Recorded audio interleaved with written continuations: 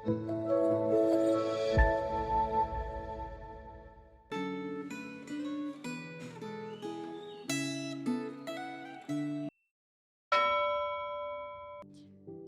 saudara-saudara yang terkasih di dalam Kristus.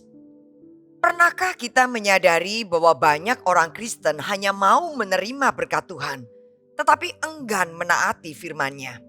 Banyak yang mau masuk surga, tetapi tidak mau memikul kuk yang Tuhan percayakan. Perenungan Gema hari ini mengangkat sebuah tema, memikul kuk. Sebuah perenungan bersama yang mengingatkan kita bahwa iman sejati berarti bukan hanya percaya kepada Kristus, tetapi juga dengan rendah hati mau taat kepadanya.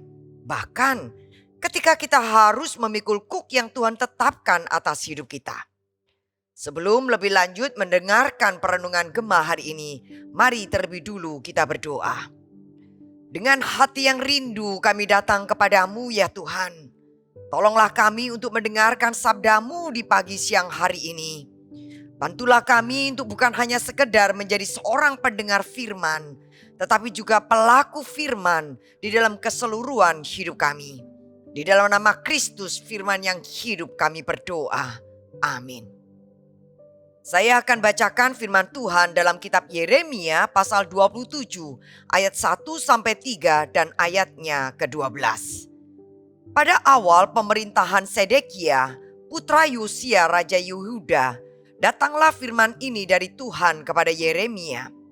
Beginilah firman Tuhan kepadaku, buatlah tali pengikat dan gandar, lalu pasanglah itu pada tengkukmu. Kemudian kirimlah pesan kepada Raja Edom, Raja Moab, Raja Bani Amon, Raja Tirus, juga Raja Sidon, dengan perantaraan utusan-utusan yang telah datang ke Yerusalem menghadap Sedekia Raja Yehuda. Kepada Sedekia Raja Yehuda telah kusampaikan perkataan serupa. Taruhlah tengkukmu di bawah kuk Raja Babel. Takluklah kepadanya dan kepada rakyatnya, maka kamu akan hidup. Amin. Banyak orang Kristen yang hanya mau menerima berkat Tuhan, tetapi tidak mau menaati perintah dan ketetapan firman Tuhan. Banyak orang Kristen mau masuk surga, tetapi tidak mau memikul kuk yang dipercayakan Tuhan kepadanya. Orang Kristen semacam ini jelas tidak mengerti arti iman yang menyelamatkan atau iman yang sejati di dalam Kristus.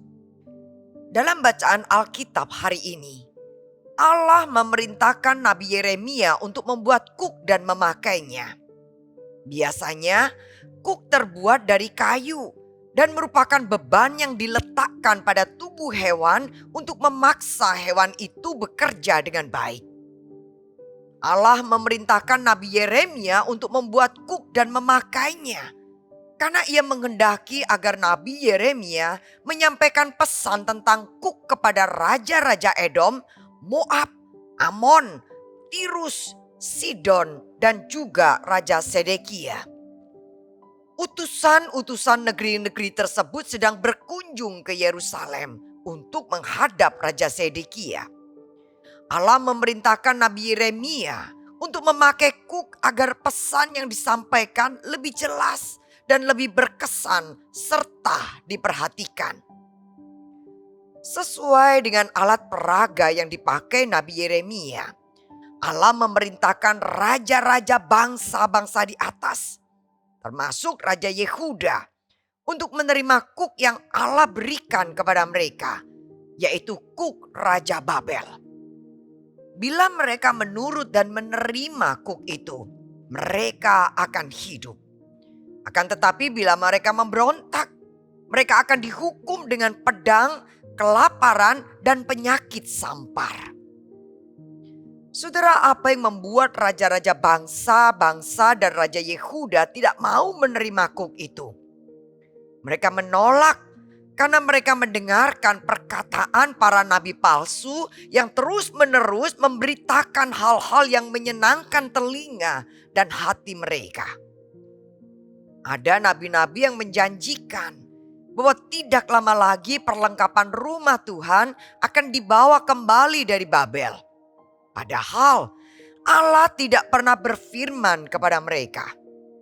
Allah justru meminta raja-raja bangsa-bangsa dan Raja Yehuda untuk merendahkan diri dan menerima kuk yang diberikan Allah kepada mereka, yaitu kuk Raja Babel, dan Allah berjanji bahwa orang yang mau taat akan hidup.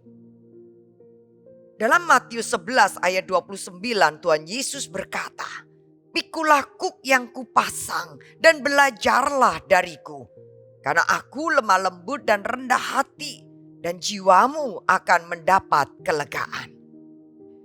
Saudara, saat menjadi orang percaya, ada kuk yang harus kita pikul. Misalnya, tanggung jawab pekerjaan, pelayanan, dan keluarga.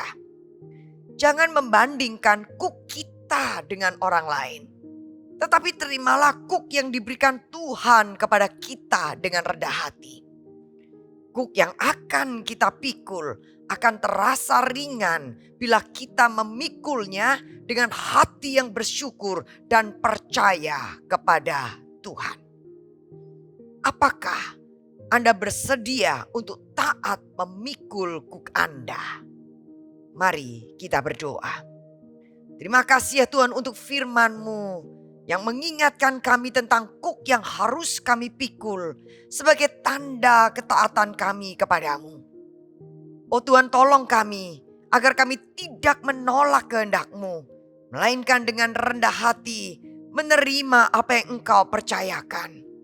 Mampukan kami meneladani Kristus yang lemah lembut dan rendah hati, sehingga di dalam Tuhan sajalah kami menemukan kelegaan sejati.